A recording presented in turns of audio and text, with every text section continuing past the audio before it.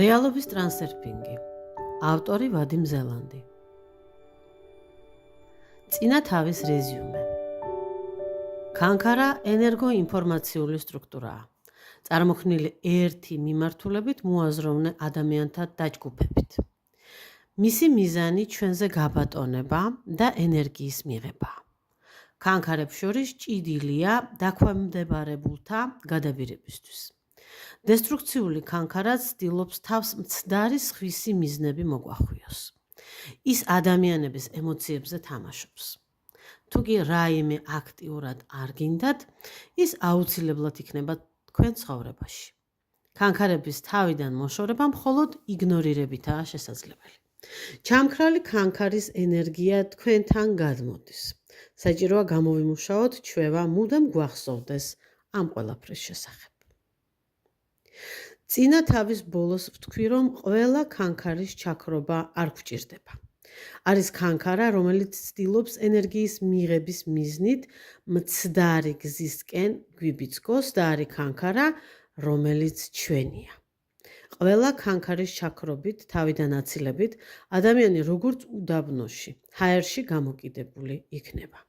ჩვენ ყველას გვჭირდება ჩვენი ქანქარა, რომელიც ჩვენს მისწრაფებებს, ჩვენ მიზნებს დაძრავს და გაქანებას მისცემს.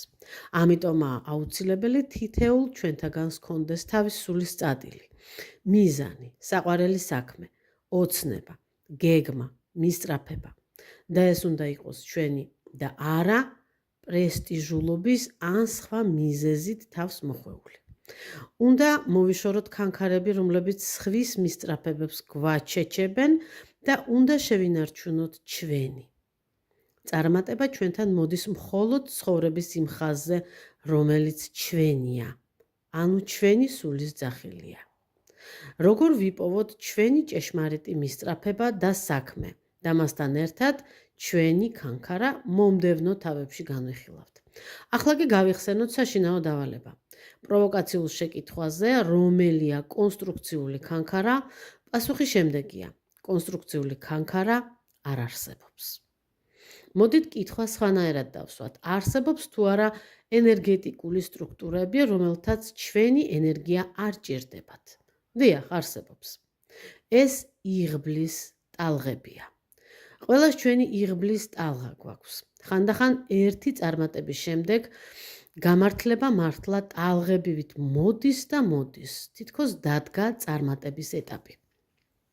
თუ პირველივე გამართლებისას თქვენ შესაბამისი დადებითი ემოცია გაგიჩნდათ, გაიხარებთ, გაიღიმებთ, აღნიშნავთ, რომ ეს ძალიან კარგია, რომ ძალიან მადლიერი ხართ ამ მშვენიერი ღვთის საჩუქრით, მაშინ მომდევნო იღბლიანი ტალღებიც არ დაახანებს. და სულ უფრო და უფრო მეტი და სულ უფრო და უფრო ხშირად გაჩნდება თქვენ ცხოვრებაში. ფორტუნის ბორბალი ან ლურჯი ფრინველი სულაც არაა აბსტრაქტული მეტაფორა. იღბლიანი ტალღა, როგორც ცხოვრების წარმატებული გზების გროვა, ისე მოდის ადამიანთან და ინერციით მიაცურებს წარმატების გზებისკენ. ხოლო თუ გაუმართლებლობის შავი ხაზით წავიდა ცხოვრება, გამოდის დესტრუქციულმა ქანქარამ გამოგკრათ კლანჭი, ჩაგითრიათ და თქვენი ენერგიით იკვებება. როგორ მივიზიდოთ ბედნიერების მომტანი ლურჯი ფრინველი? დასაწევად მისი დევნა უშედეგოა. დააფრთხობთ და გააქცევთ. დავყარეთ საკენკი და ის სულ თქვენთან იქნება. ადამიანებს გვჩვევია ბედნიერების ვერდაფასება და მისი დაკარგვისას ტირილი. დააფასეთ ის, რაც გაქვთ, გიხაროდეთ გულით, გამოხატეთ მადლიერება ყველა წვრილმანზე. არ დაინანოთ მადლობა, უხვად გაიმეტეთ ის ყველას და ყველაფრისადმი. იღბლის ტალღებზე ლივლივი შესაძლებელია და დაუსრულებლადაც, თუ თქვენ ასე გადაწყვეთ, თუ თქვენ ასე მოინდომებთ და ცხოვრების ასეთ მოდელს აირჩევთ. ბუმერანგი. ჩვენი ტვინი მუდამ მუშაობს. თუ თავში მოფრენილ ფიქრებს უკონტროლოდ მიუშვებთ, უარყოფითი ფიქრები ჩაიგდებენ სადავეებს ხელში. ასე ვართ მოწყობილნი. გვაღელვებს ის, რის გვეშინია, რაც გვტკენს, რაც ჩვენ სიცოცხლეს ემუქრება. ეს ჩვენი თვითგადარჩენის ინსტინქტია, რომელიც 1000 წლეულები ყალიბდებოდა.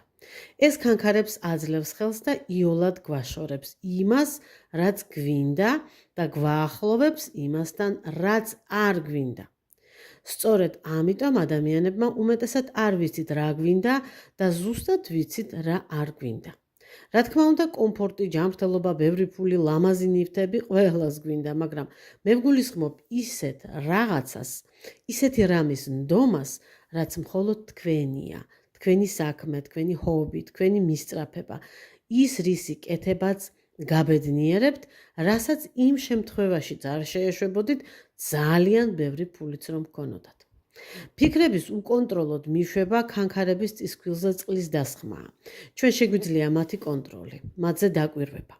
ეს აზრები ჩვენ სულაც არ გვეკუთვნის, ჩვენ მათ რადიო მიმღებებივით ვიჭერთ და დაუსრულებლად ვატრიალებთ, ვღეჭავთ.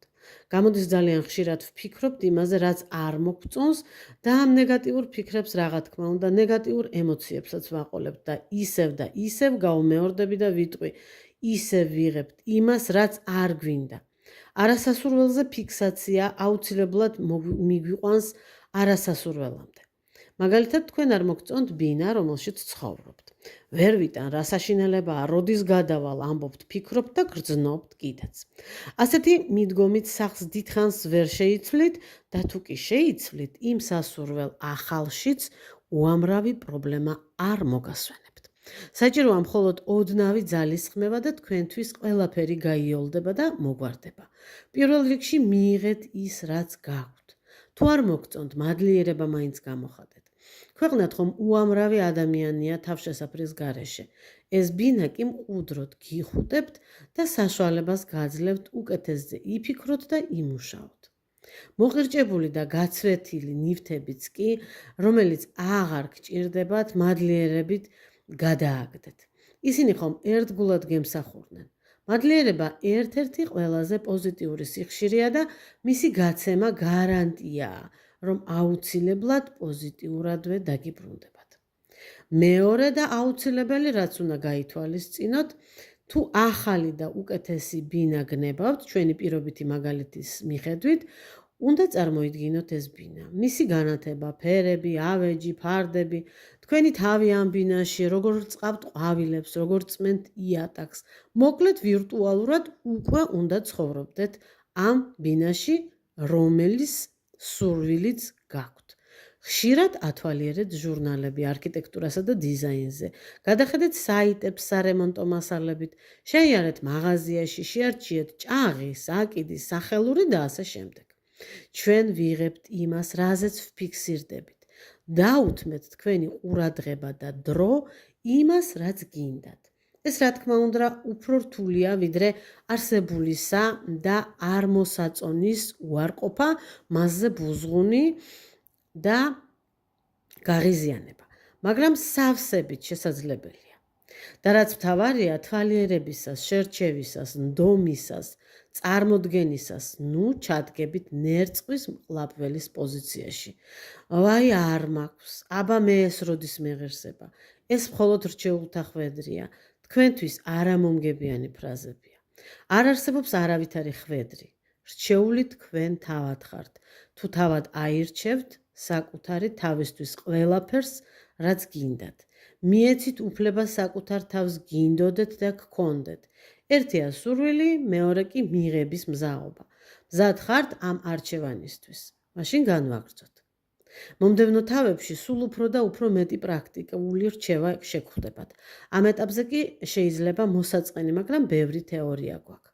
ადამიანის ბუნება ასეთია. თუ ლოგიკურად არ დაუსაბუთე, ვერ ერწმუნებს.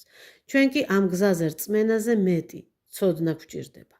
ცოდნა, რომ ეს კანონები მუშაობს უკლებლივ ყოველთვის და ყველასთვის. ეს ცოდნაც ნელ-ნელა მოდის. დამიჯერებთ სცადეთ და საკუთარი გამოცდილებით დარწმუნდებით, რომ ეს ასეა და ეს გამოცდილება გახდება ცოდნა. მაქსიმალურად მოეჭიდეთ ყველაფერ პოზიტიურს. არასასიამოვნოს კი მიაქცევთ ყურადღებას. იხარეთ სულ პატარა წარმატებითაც კი.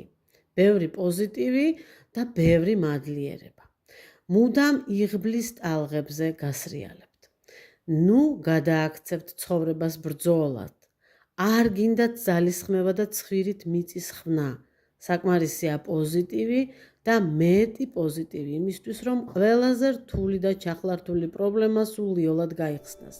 მოულოდნელად თქვენ გარშემო საჭირო ადამიანები გაჩნდებიან. უცბად სათქვენოდ შეიცვლის ამინდი ელფერს და ყველაფერი იმაზე უკეთესად დალაგდება, ვიდრე წარმოგედგინათ. ესაა იღბლიანი ტალღა.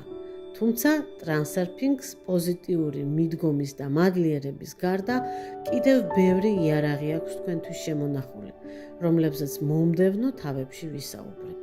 სწორედ ამიტომ, რომ არ გამოტოვოთ ახალი ვიდეო გამოშვებები, გამოიწერეთ არხი, რომ მიიღოთ შეტყობინება ახალი თავების შესახებ.